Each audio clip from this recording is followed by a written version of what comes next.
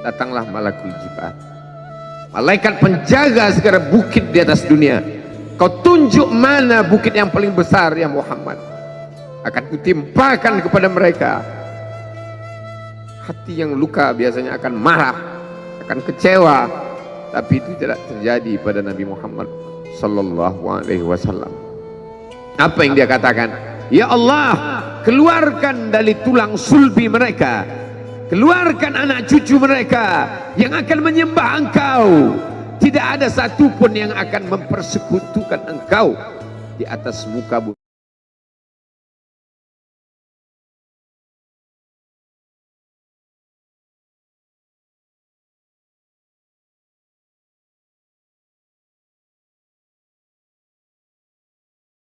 Semua orang senang melihatnya karena dia bersih, karena dia rupawan, karena dia sopan dan santun, karena ayahnya meninggal dan ibunya juga sudah lama meninggalkannya.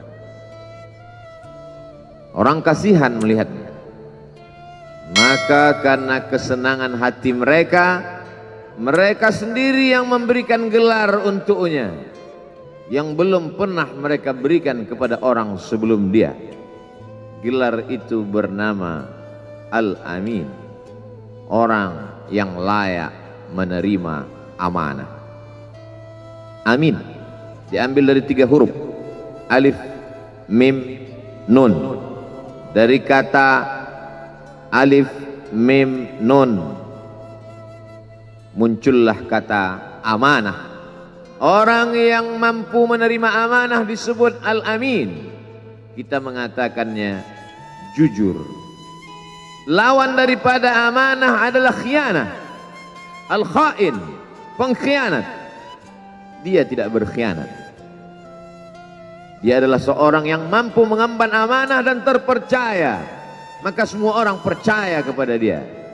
Dari alif, mim, nun juga akar yang sama dengan iman, akar kata yang sama dengan iman, maka iman berarti percaya. Dia adalah orang yang dipercaya karena memang dia mampu mengemban amanah. Kapan kebencian itu datang? Kebencian itu datang ketika dia naik ke atas bukit Sofa dan dia berkata kepada semua penduduk Makkah, seandainya aku katakan di balik bukit Jabal Abi Qubais yang besar, gagah, perkasa, tinggi, menjulang ini ada pasukan musuh yang akan menyerang kita, apakah kalian percaya? Semua mereka berkata, shadaqnaka, kami percaya karena memang kami menggelar engkau orang yang dapat dipercaya. Seandainya aku katakan bahwa ada pasukan musuh yang akan meluluh lantakkan, menghantam, membunuh kita, apakah kalian percaya? Mereka menjawab, shadaqnaka, kami percaya. Seandainya aku katakan bahwa aku menerima wahyu dari Allah dan aku diperintahkan Allah untuk mengabarkan kepada kalian yang baik-baik akan masuk surga, yang jahat-jahat akan masuk neraka, percayakah kalian? Disitulah perlawanan datang, bukan dari orang lain, bukan dari musuh, bukan dari lawan. Perlawanan itu datang dari saudara kandung, dari ayah kandung yang masih ada hubungan darah. Tabban laka ya Muhammad alihada jama'tana, celakalah engkau Muhammad, apakah hanya untuk ini saja kau kumpulkan kami hari ini? Allah membelanya, langsung Allah membelanya. Dia tidak membela dirinya, tapi Allah mengatakan tabbat yada abi lahabi wa tabba ma aghna anhu maluhu, hartanya tak ada berguna, wa ma kasab, hasil usahanya tak mendatangkan manfaat, wa imra'atuhu hammalatal hatab, istrinya menjadi pembawa kayu bakar, simbol dari adu domba, kata-kata yang membuat menyakitkan hati yang dibawa oleh Ummu Jamil istri Abu Lahab untuk menyiksa, menjelekkan, membuli, menebarkan berita untuk membunuh karakter Sayyidina wa Maulana Muhammad sallallahu alaihi wasallam.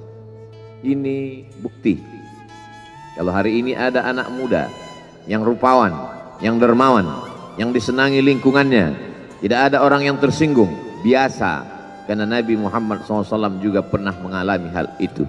Tapi begitu kau katakan, aku tadi malam bermimpi bahwa aku mesti hijrah, meninggalkan komunitas peminum khamar, meninggalkan geng kita yang selama ini bicara tentang yang haram, maka disitulah mereka akan berkata, apakah hanya untuk ini saja kita berteman selama ini? Mana persahabatan kita?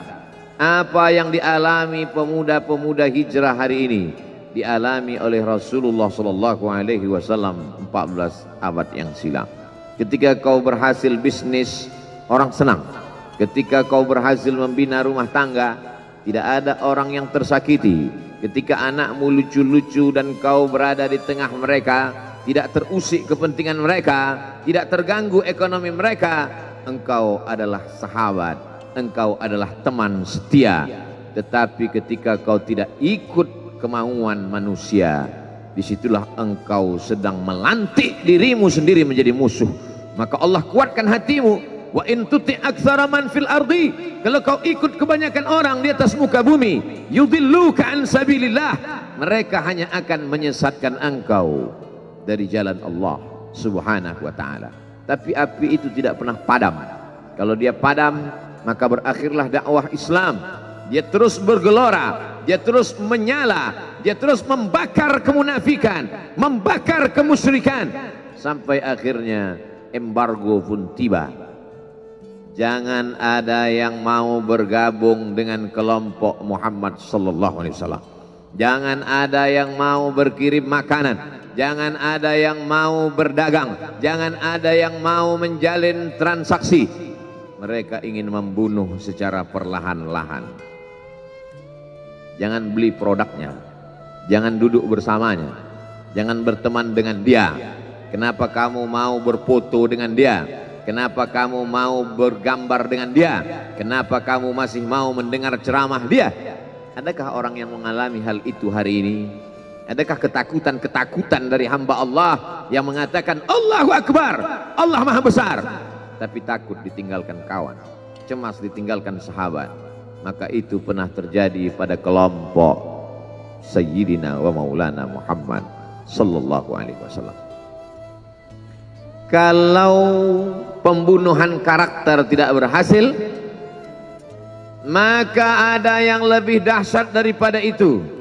Mereka tawarkan dunia beserta isinya. Wallahi, demi Allah wahai paman, demi Allah wahai Abu Talib, law wada'u syamsa fi yamini wal qamara fi yasari, andai mereka letakkan matahari di tangan kananku, bulan di tangan kiriku, ala an atruka hadzal amr, supaya aku tinggalkan dakwah ini, aku tidak akan meninggalkannya. Bujuk rayu mulai tiba. Itu terjadi pada diri Nabi Muhammad sallallahu alaihi wasallam. Kalau kau tidak mempan dimusuhi, kalau kau tidak mempan dirangkul, kau akan dipukul. Kalau kau tidak mempan dipukul, kau akan dirangkul. Berbagai macam cara, dari mulai yang paling keras sampai yang paling lembut, dari mulai yang paling lembut sampai yang paling keras, sampai akhirnya tempat bergantung itu hilang, lenyap, musnah. Ada dua tempat bergantung, saudara kandung ayah Abu Talib. Mereka tidak mengusiknya karena dia keponakan Abu Talib. Abu Talib anak Abdul Muttalib, Abdul Muttalib anak Hashim, Hashim anak Abdi Manaf, Abdi Manaf anak Qusay, Qusaylah pendiri Darun Nadwah. Mereka keturunan darah mulia dari Adnan. Adnan menerima tetesan darah dari Ismail. Ismail anak kandung Ibrahim alaihissalam. Jangan ganggu dia karena dia keponakan Abu Talib.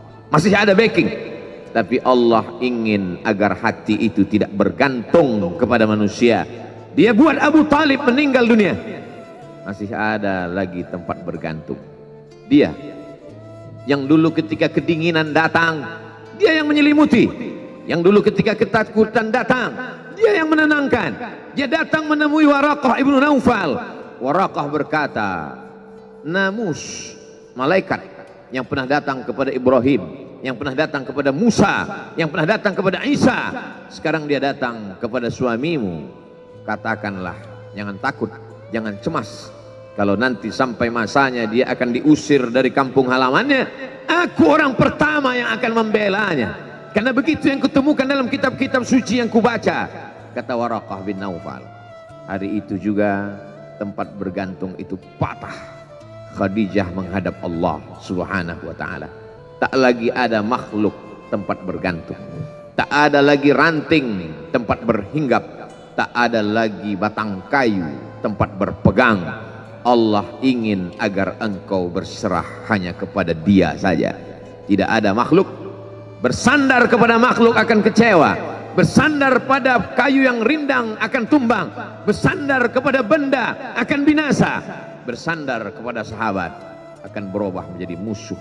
Bersandarlah kepada Dia, Hayyun Maha Hidup, la yamut, Dia tak pernah mati. Bersandarlah kepada Dia, Al-Aziz yang Maha Perkasa, Al-Jabbar yang Maha Berkuasa. Itu yang diinginkan Allah dari sosok Sayyidina wa Maulana Muhammad sallallahu alaihi wasallam.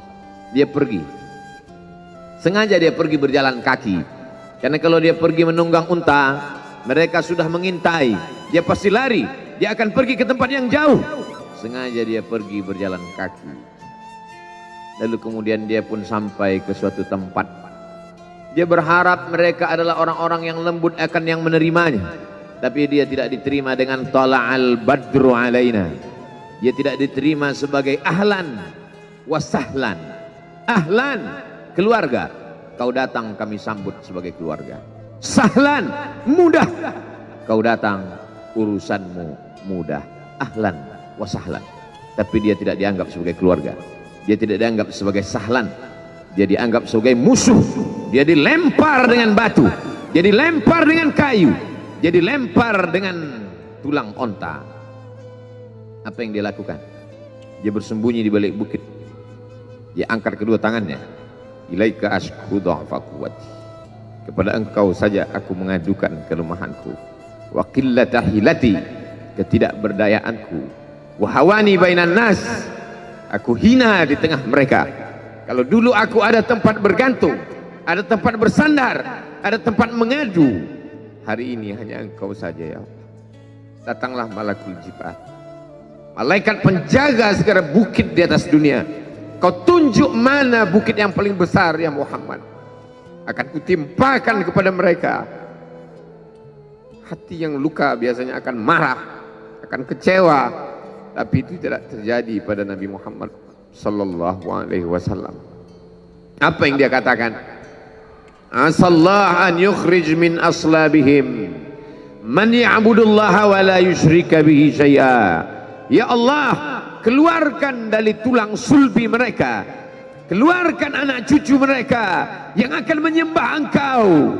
Tidak ada satupun yang akan mempersekutukan engkau di atas muka bumi ini. Doanya dikabulkan, hatinya susah, pikirannya kacau, tapi lidahnya tidak berkata-kata kasar. Dia doakan agar anak cucu mereka menyembah Allah. 100% penduduk Taif hari ini bersyahadat asyhadu an la ilaha illallah wa asyhadu anna Muhammadan Rasulullah.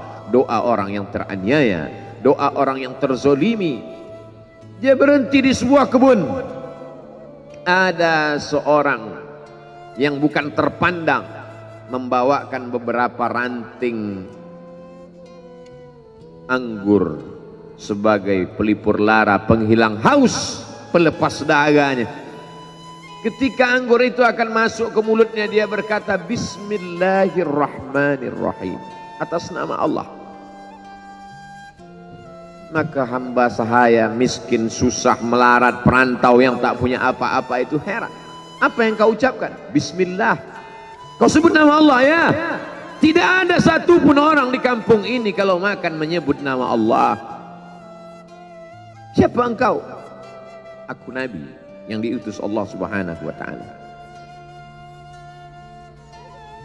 Berarti engkau sama dengan orang yang dulu pernah berada di kampungku.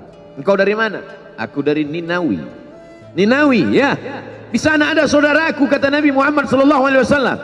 Di sana ada saudaraku namanya Yunus bin Matta. Yunus bin Matta adalah saudaraku. Sama-sama hamba yang diutus Allah Subhanahu wa ta'ala. Dia juga diingkari oleh kaumnya. Dia masuk ke dalam lautan, ditelan seekor ikan dalam 3 kegelapan. Gelapnya tengah malam, gelapnya lautan, gelapnya perut ikan. Dia berserah kepada Allah. La ilaha illa anta subhanaka inni kuntu minal zalimin. Begitu cara Allah mengingatkan Nabi Muhammad SAW. Apa yang kau rasakan hari ini belum ada apa-apanya dengan apa yang pernah dirasakan oleh Yunus bin Matta. Mendengar itu langsung saja Addas bersimpuh sujud mencium lutut Nabi Muhammad SAW. Dia tidak mulia, dia hamba sahaya, dia miskin, dia perantau, tapi dia sempat mencium tangan Nabi Muhammad SAW. Dia sempat menghilangkan dahaga dari leher Nabi Muhammad SAW. Pertemuan yang berkesan. Biarlah pertemuan itu sekali, tapi sampai ke lubuk hati. Untuk apa pertemuan yang berulang kali, tapi hanya sampai di tepi bibir, hanya basa-basi. Nabi SAW kembali, dia pulang. Di tengah perjalanan dia mendengar, qul, katakan, uhiya ilayya annahu istama'ana farum minal jin. Ada sekelompok jin. Jin itu berkata, inna sami'na qur'anan ajaba. Kami mendengarkan bacaan Al-Quran ajaba, menakjubkan, ajib. Biarlah manusia menolakmu, biarlah manusia yang aku dan sombong itu tidak menerimamu, tapi ada satu makhluk yang mau menerimamu. Inna, kami dari kalangan jin, sami'na, mendengar, Qur'anan ajaba, bacaan Al-Quran yang mengagumkan, yahdi ila rusdi, yang membuat kami lurus berpikir benar. Betapa jin yang dikatakan makhluk jahat, tapi ketika dia mendengarkan bacaan Al-Quran tersentuh hatinya dan dia bersyahadat, anna minnal muslimun, kami ada yang muslim, wa minnal qasitun, kami ada yang kafir. Yang muslim taharrau rasyada, selalu mencari jalan kebenaran. Yang kafir kanu li jahannam hataba, mereka hanya akan menjadi santapan neraka jahanam. Dia kembali ke kota suci Makkah Al-Mukarramah seperti biasa, sampai akhirnya datanglah malaikat Jibril membelah dadanya, mensucikan hatinya sampai layak, lalu kemudian dia pun dibawa. Subhanalladzi asra bi'abdihi lailan, maha suci Allah yang memperjalankan hambanya pada suatu malam, minal masjidil haram ilal masjidil aqsa, dari masjidil haram ke Masjidil Aqsa, alladzi barakna haulah, kami berkahi sekelilingnya. Untuk apa? Linuriyahu min ayatina, kami ingin memperlihatkan kepadanya tanda-tanda kebesaran kami. Selama ini dia hanya didengar, azab kubur didengar, neraka jahanam didengar, malaikat didengar. Hari ini kami ingin memperlihatkan tanda-tanda itu kepada hamba kami. Jangan bersedih ketika kau didustakan, jangan bersedih ketika kau dibunuh karaktermu, jangan berduka cita ketika tidak ada manusia yang menerimamu, karena sesungguhnya itu hanyalah cara Allah menguatkan hatimu, karena dia ingin mengangkat derajatmu, menempatkan di tempat yang terpuji, memperlihatkanmu sesuatu yang tidak pernah dia perlihatkan kepada manusia yang lain. Dia buat hatimu hancur berkeping agar tidak lagi ada tempat makhluk dalam hatimu, yang ada hanya Allah semata. Ma fi qalbi ghairullah. Pada saat itu mentalmu sudah kuat, layaklah engkau berada di tempat yang terpuji. Kalau ada orang menyakitimu, jangan berduka.